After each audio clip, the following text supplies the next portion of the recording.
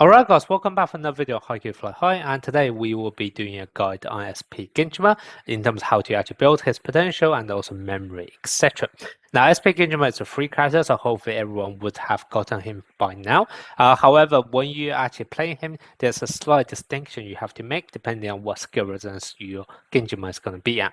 And the reason for this is that if your Ginjima, SP Ginjima is actually at skill resonance 4, what's going to happen is that his ultimate cooldown is going to reduce down to 4 net crossing, and that makes him very interesting because whenever you actually use his ultimate attack, which right now would have a reduced cooldown, you are also going to actually consume the enemy's blocker and also receiving player stamina. And if you're actually able to almost spam this throughout the entire match, you're actually going to have a massive advantage over the enemy in terms of the stamina consumption, etc. And that makes it very interesting in terms of the role he's going to play when he is actually going to be escalating for. So basically, you want him to be on the court for as long as possible to actually consume and get the stamina advantage over the enemy.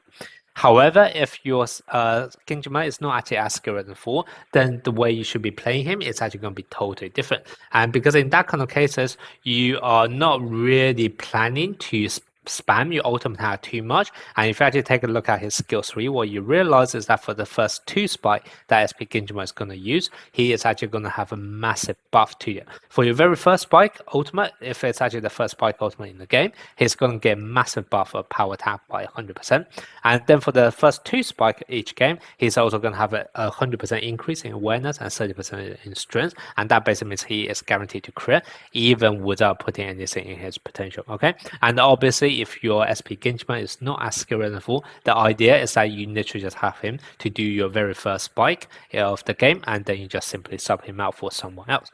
Now the reason, even though his second spike is still somewhat boosted, however, I am personally only going to recommend you guys to use him for 1 spike in the match, is because for the second spike you are going to lose this power attack buff of 100%. And yes, whilst you still have this guaranteed crit and strength by 30%, the amount of buff that is able to provide just really pales in terms of some of the other characters with their own self-built-in buff, etc. So I will probably say that SP Ginjima's first spike of the match is probably able to rival all of your other main spikers, even at higher skill resonances, etc. However, his second spike is probably going to pale in comparison to your other spikers. So that's kind of why I personally don't actually recommend you to actually play him for 2 spikes. Not to mention that if your SP Ginjima is only at skill resonance 1 or 2, then his ultimate cooldown is 8 net crossing as well. So in order for you to actually have him on the court for the second spike, it's actually going to take you at least 1 or 2 rallies, and during that time you are probably going to be better off actually subbing him out for someone else instead. Okay, so that's basically the way you should be playing him. So just a recap, if your SP Ginjima is at skill resonance 4, you should have him on your field for the entire time in order to get the stamina advantage over the opponent by spamming your ultimate attack. However, if your SP Ginjima is not at skill resonance 4, then you should really be having him in your starting lineup just for the very first spike of the match, and then afterwards sub him out for someone else. Now, even though depending on your skill resonance, the way you'll be playing SP Ginjima is going to be completely different, the way you build him is actually going to be exactly the same regardless which one you're going to go, and that actually makes it quite interesting.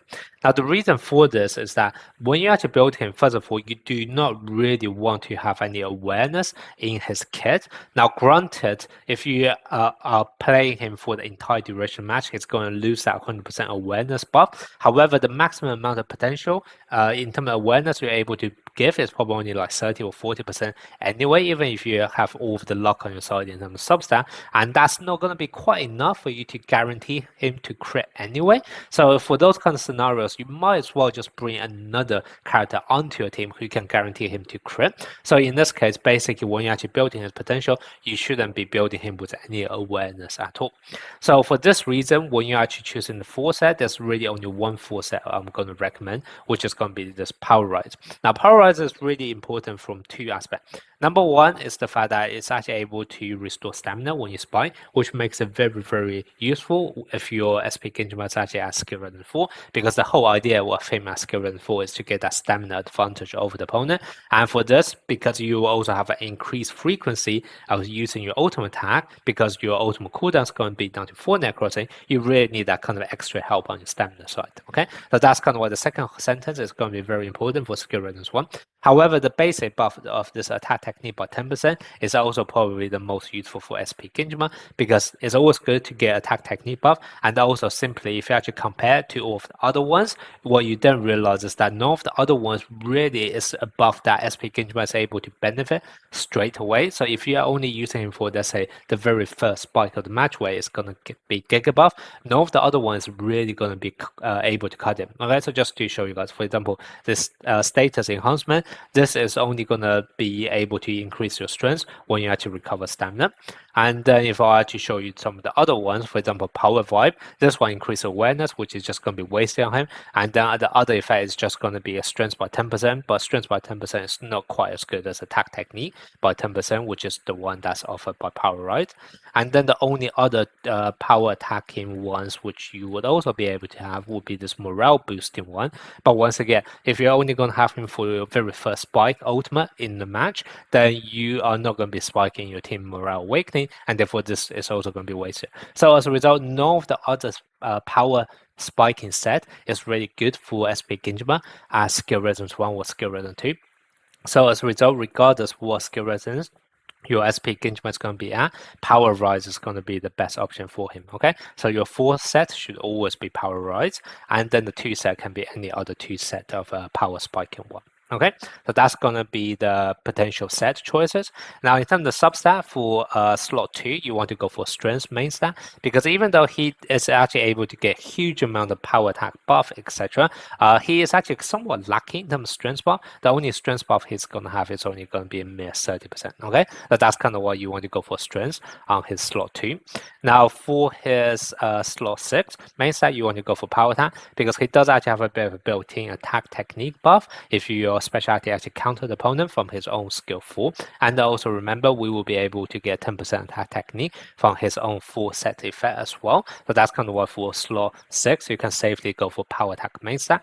And then for slot 4 you want to go for receive main stat. Okay, and the reason why you want to go for receive main stat is because you actually want to for him to have a somewhat high receive stats so that he can actually use his skill 2. And the reason for this is that when he actually uses his skill 2 to perform a receive, he would actually increase his power spike in power by 40%. Okay, so this is another tiny bit of a trick if you do actually want to use SP Ginjima as, for example, just for the very first spike of the match. What you're going to do is that when you're actually putting your rotation on, what you should be doing is that you should be having your SP Ginjima at the back. So the idea is that your SP Ginjima is going to have the highest receive stat out of everyone in the back row. So as a result, when the enemy actually do spike, your SP Ginjima should hopefully be the one receiving, and once he receives, he can then actually use it to buff up his own power spike. Okay, so that's basically the main idea of why you want to go for slot 4 on his